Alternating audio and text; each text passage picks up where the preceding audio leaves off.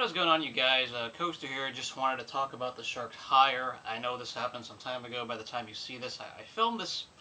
Actually, this is being filmed shortly after he was announced, but has not been uploaded. Sorry if this is late, but the Sharks hired Peter DeBoer as their head coach. And really, this is a hire I'm not really thrilled over. This is just kind of a meh hire. I'm sure it's not the worst hire. I think if they got Randy Carlisle, I would have been more angry.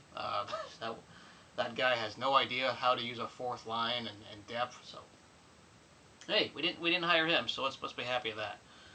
Really, I wanted Dan Bylsma, or Disco Dan. I wanted that former Penguins coach. That was the realistic option.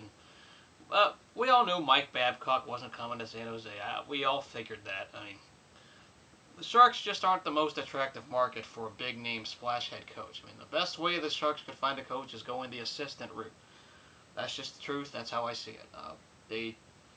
I think DeBoer might have been their second choice or their third choice, I'm guessing, because Babcock, they talked to him. I can imagine he was the first choice, but he chose Toronto, and Toronto paid some crazy money, which really money is not a big deal with the Leafs. We know that they make money, and money makes the world go round up there, so it really doesn't matter when they pay a guy so much.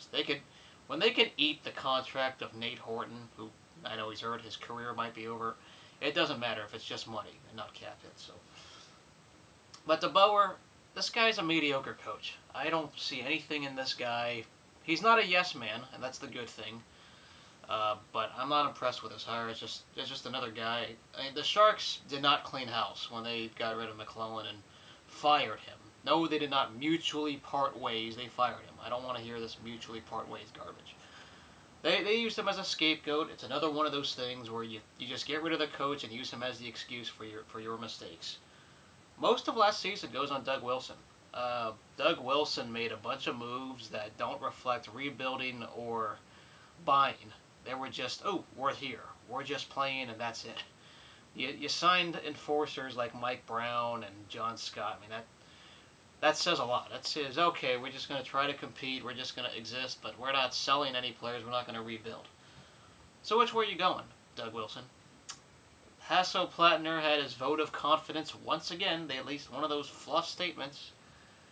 And this is the thing. If Hasso-Plattner has all this confidence in Doug Wilson to rebuild, I don't think this team's going to do anything. They could make the playoffs, they can get a 1 seed, they can make the second round, but I'm not going to take them seriously. I'm not going to take this team seriously unless they make the conference finals or something, because we've seen this over and over again. We've seen this story. Oh, we play pretty well in the regular season, and then they just kind of lose it. I don't like to use the word choke, but there are times that it has happened, and of course the last time they're in the postseason, we all know what happened. They don't have any mojo, they don't have any edge, and there's a lot of just chemistry issues with Joe Thornton and upper management. The whole thing, just the identity's gone. I don't see anything with this team as long as Doug Wilson calls the shots. DeBoer had a lot of things philosophy-wise he got from New Jersey. They played some trap stuff. I mean, that's how Jacques Lemaire is. It was all about the trap, the neutral zone trap. If we start playing that and we start having better possession, maybe I'll take him seriously if that's a good defense. But until then, this was so weird to see a Sharks team without defense and a team that just didn't have any identity. Oh, let's keep passing. We don't know how to score sometimes. And we don't even know who our goalie's going to be. Antoniami's a free agent. And I don't think there's a better option than him. It's pretty sad right now. Alex Stalock didn't do anything to earn the job or win himself the job. I don't know what they do. I would try to sell everybody but Logan Couture and Marc-Edouard Vlasic. That's how I see it. I would listen to offers. I would sell high on Joe Pavelski if that's very doable, in my opinion. Thornton and Marlowe have their no-trade clauses. We all know that's a big mistake Doug Wilson made. But I don't see any sign of rebuilding. This team doesn't want to rebuild, at least based on reflective moves. They don't look like that team of tomorrow. DeBoer, I think, could make them competitive, but I don't think he takes them to the promised land. He's not going to take them to where I want them to. That 1 year he had with the Devils, that 2012 season, was a fluke. If you're not going to maintain your greatness from that one run, and I know they lost Zach Parise, they don't have Ilya Kovalchuk like they did a few years ago, but that run was kind of a fluke. I just don't see the Devils that he had, and even the Panthers before them. they weren't that good. He's just good at the junior hockey level, and he didn't really develop a guy like Adam Larson, who was their draft pick when they won the lottery. They didn't do much. Disappointing.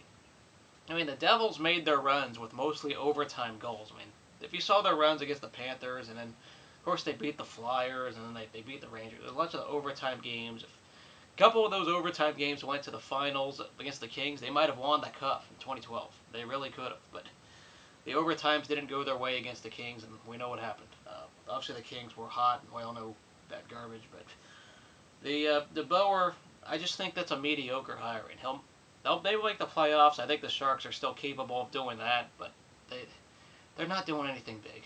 This team will just remain mediocre, and I'm not going to go out to games and pay a crazy amount of money for them. I'm going to probably just wait and play StubHub Ticket or something because this team doesn't deserve my money for what they're putting on the ice. That's not me being for weather. I'm just not going to pay for a really crappy product.